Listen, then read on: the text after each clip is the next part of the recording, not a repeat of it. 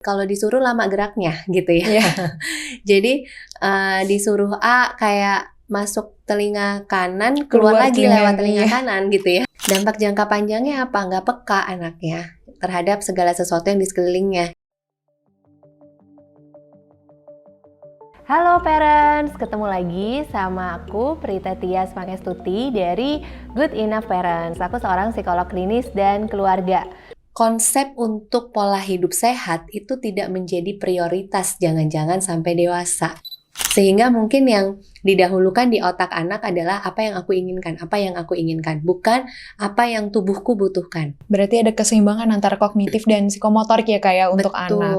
Betul. Nah kalau misalnya resikonya sendiri Kak, kalau misal tadi kan Kak Prita udah jelasin ya harus ada minimal anak itu bergerak dalam sehari gitu. Nah resikonya terhadap perkembangan anak kalau misalnya anak nih kurang bergerak atau kurang nih aktivitas fisiknya, entah dari fisiknya atau mungkin dari kesehatan mentalnya, itu ada nggak sih Kak pengaruhnya, resikonya seperti apa? Ya banyak banget ya sebenarnya. Mungkin aku sebutin beberapa kali ya. Yang pertama, berpengaruh ke kualitas tidurnya. Ya, jadi kalau ada anak yang susah tidur malam gitu ya, jangan-jangan aktivitas fisik dia di hari itu kurang. Terus yang kedua, ke nafsu makan anak gitu ya. Jangan-jangan yaitu dia kurang terkuras tenaganya gitu ya, sehingga nggak lapar lah gitu ya. Terus yang ketiga, nah ini yang paling sering terjadi sebenarnya ya. Mungkin parents pernah menjumpai ya, ada anak-anak tuh yang kayak clumsy gitu ya. Jadi kalau pas dia udah masuk SD nih, dikit-dikit nabrak meja, terus sepatu tuh gampang rusak gitu ya, karena jalannya, larinya tuh nggak bener gitu. Ceroboh ya Kak ya? Ceroboh, atau kalau megang apa-apa lagi makan gitu ya, terus numpahin air misalnya gitu ya. Nah, ini berarti koordinasi tubuhnya ya, tangan, kaki, badan itu kurang bagus. Bisa jadi disebabkan stimulasi aktivitas fisiknya pada saat usia sebelumnya kurang banyak gitu. Jadi dampaknya sebenarnya bisa sampai jangka panjang gitu. Untuk kurang aktivitas fisik. Berarti kurangnya aktivitas fisik yang biasanya kita temuin kan biasanya anak cuma duduk doang ya Kak ya. Main gadget itu bisa sambil tiduran lama atau cuma duduk aja kan agak, kita juga khawatir ya Kak ya. Nah itu sebenarnya itu berdampak gak sih Kak kalau misal sehari nih anak cuma duduk aja nih. Nah itu berdampaknya itu seperti apa sih Kak? Kayak apakah dia berdampak secara jangka panjang itu seperti apa? Nah itu gimana sih Kak? Ya, mager gitu ya, kayak gemes banget mungkin ya parentsnya kalau ngelihat anak kayak gini. Nah sebenarnya mungkin ada beberapa part yang mungkin ketika parents konsultasikan ke dokter ya, akan dapat penjelasan yang mungkin lebih lengkap gitu ya. Entah baik tentang pembentukan struktur tubuh anak, tulangnya gitu ya, apalagi kalau dia main gadgetnya dalam posisi yang nggak bener gitu ya. Itu mungkin bukan ranah saya, tapi kalau parents mau konsultasikan atau check up boleh banget ya kalau anak-anaknya memang cenderung duduk diem dalam posisi tertentu yang lama gitu. Nah terus yang kedua yang tadi kita bahas juga sebenarnya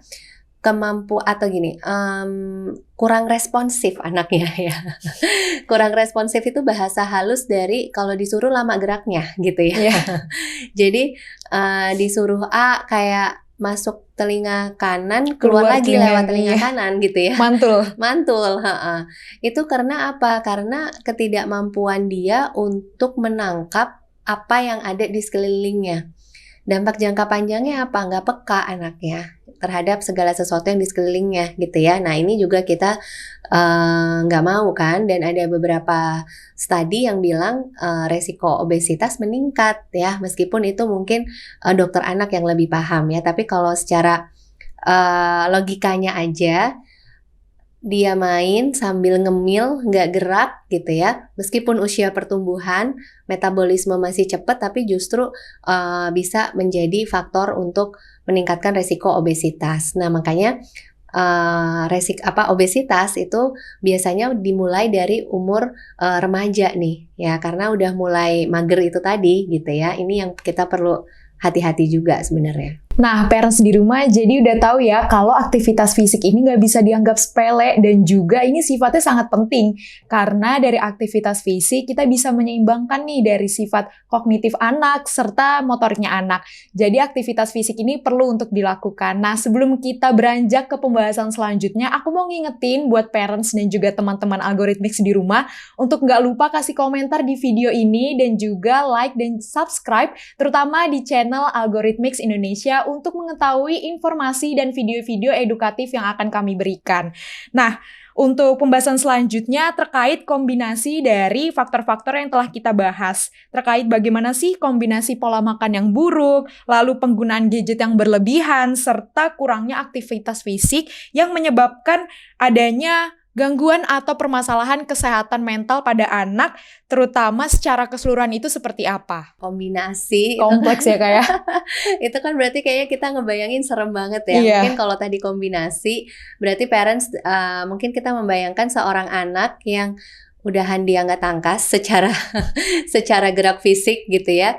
Terus dia punya pola makan yang nggak baik. Pola makan yang nggak baik ini bisa jadi justru asupan makannya kurang karena dia terlanjur adiksi, atau bisa jadi dia makan tanpa kesadaran, makan terus ya, ngemil terus sehingga ke obesitas.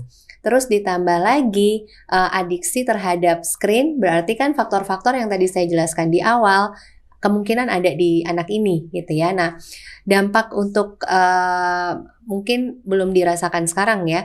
Mungkin ketika nanti dia udah masuk usia dewasa, yang kalau saya lihat ya, yang pertama berdampak pada kemampuan problem solving-nya nih ya. Karena ketika 3 faktor ini tadi ada gitu ya, bisa jadi anak ini dalam menganalisa dan memutuskan sesuatu gitu ya, entah dia nggak bisa melihat semua faktor gitu kan, atau cenderung menunda-nunda ya kan. Kalau orang adiksi itu salah satu kemungkinan dampaknya adalah menunda-nunda melakukan sesuatu yang penting karena dia cenderung mendahulukan apa yang dia senangi dibanding apa yang penting untuk dilakukan ya. Jadi prokrastinasi ya, menunda-nunda ini tidak selalu, tapi ada kemungkinan ke sana gitu. Terus yang kedua, kalau misalnya si faktor aktivitas fisiknya nih yang mau kita highlight ya, meskipun kombinasi. Nah, kan gini, kebiasaan untuk olahraga, meskipun olahraga ini masih bisa dipelajari sampai dewasa sebenarnya ya, tapi kebiasaan mindset bahwa yang tubuhku butuhkan adalah gerak, yang tubuhku butuhkan adalah misalnya stretching misalnya gitu ya. Ini tuh nggak melekat di dalam diri anak sehingga konsep untuk pola hidup sehat itu tidak menjadi prioritas jangan-jangan sampai dewasa. Ini yang bahaya nih parents dan Batari ya. Sehingga mungkin yang didahulukan di otak anak adalah apa yang aku inginkan, bukan apa yang tubuhku butuhkan. Nah, dampaknya kemana lagi? Ke lifestyle dia, pemilihan makanan, pemilihan bagaimana dia coping stresnya. Kalau sehat, ketika dia stres, aku olahraga deh buat ngurangin stres, itu yang sehat. Tapi ketika nanti dia dewasa dan terlanjur punya cara pengelolaan stres yang gak sehat, ketika stres mungkin pilihannya bukan aku istirahat deh, aku olahraga deh, aku makan sehat, mungkin bukan itu, malah justru mencari kesenangan yang makin muter lagi tuh, nggak bagus lagi untuk pola hidupnya. Jadi dampaknya kemana-mana parents. Jadi ya kita mesti berjuang sama-sama gitu ya, untuk bisa mengarahkan anak-anak. Ya tadi ya mungkin aku highlight sekali lagi ya parents dan Matahari, bahwa gadget itu bukan lawan, teknologi itu bukan lawan, apalagi untuk generasi alpha. Ya sekarang dengan adanya ChatGPT itu kan kayaknya banyak profesi yang bakal hilang nanti ya. Iya. Ya, tapi mereka ini kawan selama kita parents punya pengetahuan gimana bikin mereka ini berteman gitu. Ya, sebagai contoh misalnya anakku yang pertama, aku lihat kemampuan logiknya, mathnya bagus nih. Jadi dulu dia sempat belajar coding juga gitu ya. Dia suka banget nih main games. Kayaknya udah tipe-tipe anak yang kutu buku yang suka banget ngulik sesuatu gitu. Sehingga aku coba arahkan, ayo coba jangan cuman main tapi produktif untuk belajar bikin games. Misalnya kayak gitu ya. Jadi mengarahkan itu tuh. Menciptakan produknya sendiri gitu ya, proyeknya. Iya, menciptakan proyeknya sendiri gitu.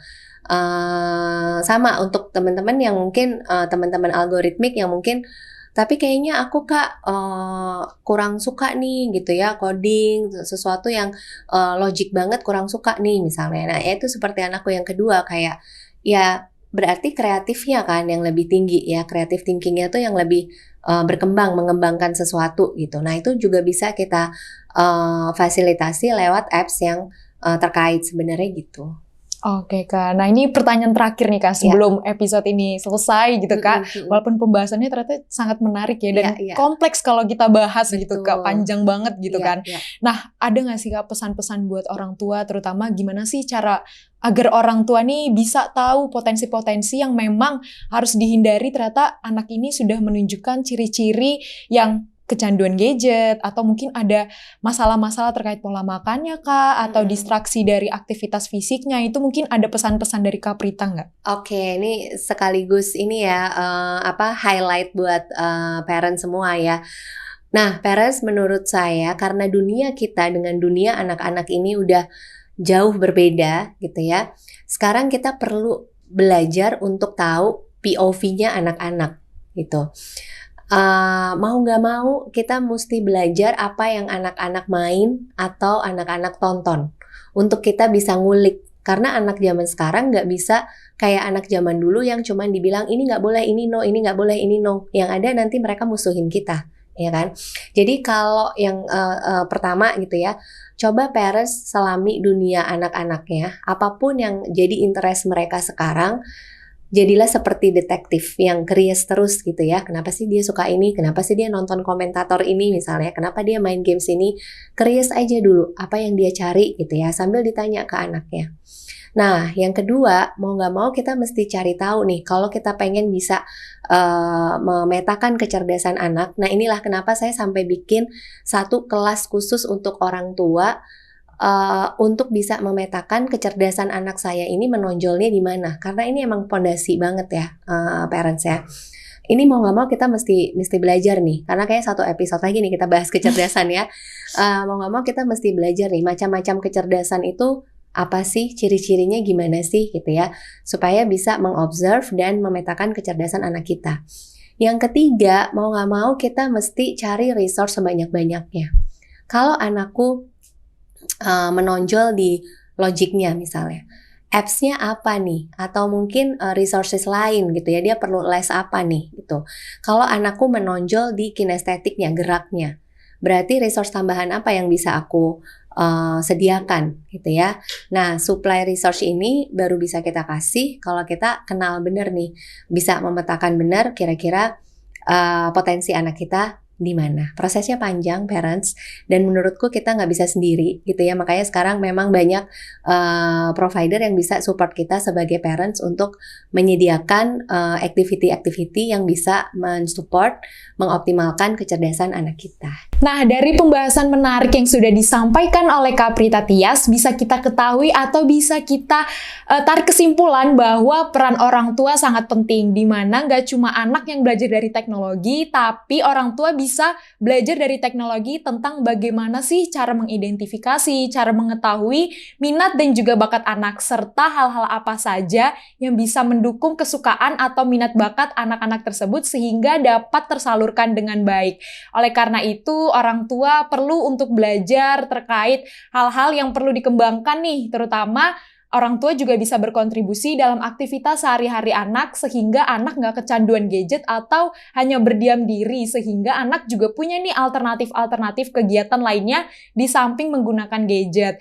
Nah, teman-teman di rumah dan juga parents, jangan lupa untuk nonton video nih. Sebelumnya kita udah pernah bahas tentang aktivitas fisik apa yang sekiranya dianggap efektif dan aktivitas tersebut berdampak positif terhadap perkembangan anak. Selain itu di sana kita juga membahas tentang aktivitas yang perlu dihindari karena efeknya atau dampaknya cukup berbahaya untuk anak. Jadi parents di rumah dan juga teman-teman Algorithmics jangan lupa untuk nonton videonya dan juga jangan lupa untuk like, komen dan juga subscribe Algorithmics Indonesia.